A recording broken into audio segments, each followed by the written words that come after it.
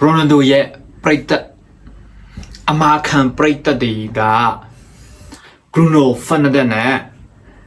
နေဘက်ကိုဝိုင်းဝန်းပြီးတော့ဖဲ့တယ်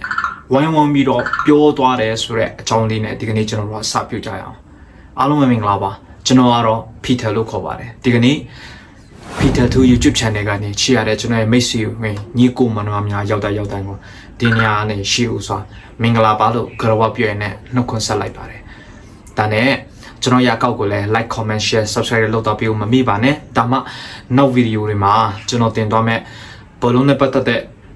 အကြောင်းအရာလေးတွေဘလုံးနဲ့ပတ်သက်တဲ့အချက်အလက်လေးတွေကိုကျွန်တော်တို့အတူတကွဝင်မျှကြရအောင်လို့ကျွန်တော်ပြောရင်းနဲ့ဒီကနေ့ assistant ကိုကျွန်တော်တို့စသွားကြရအောင်ဒီကနေ့ကျွန်တော်ပြောချင်တဲ့အကြောင်းအရာလေးကတော့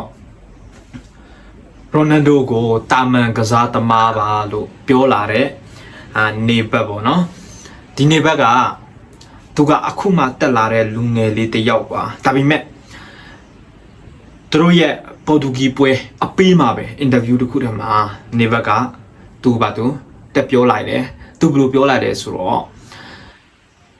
ရိုနယ်ဒိုကတဲ့သူကအသက်ရွယ်ကြီးနေပြီဘာမှတုံးလို့မရတော့ဘူးသူကအခုကြည့်မယ်ဆိုရင်သူကတာမန်ကစားသမားတစ်ယောက်လို့ပါပဲတဲ့ကျွန်တော်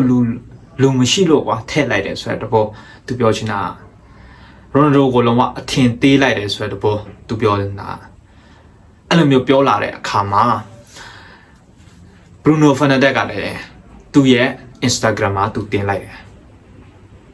ဘယ်လိုတင်လဲဆိုတော့သူတို့နိုင်တဲ့ပွဲကိုတည်နေကြသွားတာတဲ့အမှန်ဆိုဘယ်လို့မှမဖြစ်နိုင်ဘူးအနိုင်ရတဲ့ပွဲကိုကွာသူပြောချင်တာကအမှန်ဆိုရိုနယ်ဒိုမပါဘူးဆိုရင်သူတို့ကလုံးဝအနိုင်နဲ့တိမ့်ပိုက်ခဲ့ပြီအဲ့ဒီပွဲမှာကွာဒါပေမဲ့သူတို့ကတည်နေခံလိုက်ရတယ်ဆိုတော့သူ့ရဲ့စိတ်ထဲမှာရိုနယ်ဒိုကိုသူတို့မကြိုက်ကြဘူးကွာအဲ့လိုတင်ပြီးတဲ့နောက်ပိုင်းမှာနေဘက်ရဲ့သူ့ရဲ့ကောင်မလေးကလည်းတင်လာတယ်မင်းတို့တွေအားပေးတဲ့လူမှားနေပြီတဲ့အသက်ကြီးတဲ့လူကဘာလို့အားပေးနေတော့ပဲလဲပြောလာတယ်အဲ့ဒီအောက်မှာ comment တွေတပုံကြီးတက်လာတယ်သူ့ရဲ့ကောင်မလေးက comment တွေပိတ်လိုက်ရတဲ့အထိဖြစ်သွားခဲ့တော့ဗောနော်ပြီးတော့နေဘက်ရဲ့ Instagram မှာလည်းသူများတွေကခလုံးလာဝိုင်းပြောတယ်ကွာရိုနယ်ဒိုရဲ့ fan လေးတွေအမာခံ fan လေးတွေကလာဝိုင်းပြီးတော့ပြင်းကြတယ်တကယ်ပြောပြမယ်ရိုနယ်ဒိုဒါမရှိဘူးဆိုရင်ပေါ်တူဂီကိုဘယ်သူမှအားမပေးဘူးရိုနယ်ဒိုရှိနေလို့သာသူများတွေအားပေးနေတာရိုနယ်ဒိုကဘယ်လောက်ထိကောင်းလဲရိုနယ်ဒိုဘယ်လောက်ထိကဘာပေါ်မှာအစွမ်းအရှိဆုံးလဲဆိုတာကိုဒီကောင်က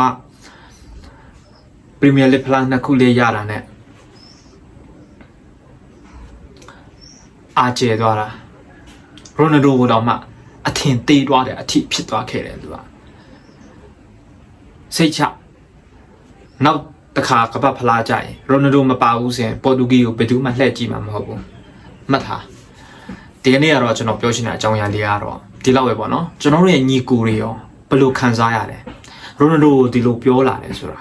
ရိုနယ်ဒိုကဘာတူလဲဆိုတာကိုကျွန်တော်ညီကိုတွေအားလုံးသိမယ်လို့တော့ကျွန်တော်ယုံကြည်တယ်အဲကြောင့်ကျွန်တော်တို့ရဲ့ညီကိုတွေရောစိတ်ထဲမှာဘယ်လိုခံစားရလဲဆိုတာ comment ထဲမှာအနေငယ်လောက်ရေးလာခဲ့ပေးရင်လည်းဒီကနေ့ဗီဒီယိုကတော့ဒီလောက်ပါပဲကျွန်တော်ဗီဒီယိုကိုကြည့်တော့ miss we ညီကိုမမရောက်တိုင်းကိုကြီးချက်မှချင်းကိုကြီးချမ်းသာခြင်းနဲ့ပြည့်စုံကြပါစေလို့ကျွန်တော်ဗီဒီယိုကိုဒီမှာလည်းပဲအဆုံးသတ်လိုက်ပါတယ်အရောက်စလိုက်ကိုကျေးဇူးအများကြီးတင်ပါတယ်